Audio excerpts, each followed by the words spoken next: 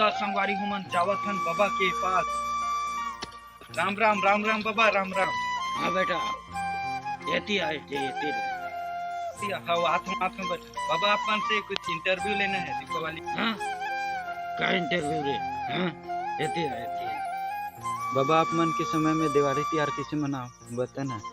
थोड़ा बता तुम बाबू हमारे जमाना में बड़े बड़े फटाका बड़े बड़े फटाका मैं फोड़ाऊं तब सबके फट जाए गलत मत समझेगा वो बात नहीं करा तुम बाबू। कान फटेगा कान फटेगा बड़े बड़े फटाका रहा बड़े बड़े देखा थे हमन लेकर रहना तुम्हारे नान ले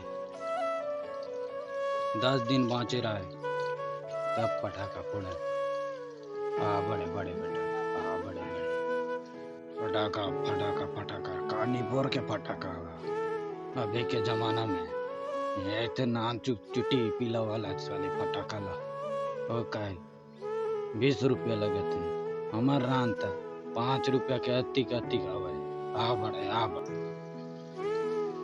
वो घंटे मोबाइल नहीं रहा है तो सब कोई लोग कहना चाहता हूँ इंडिया के छत्तीसगढ़ के सबो झंडा जा रहा हैप्पी दिवाली।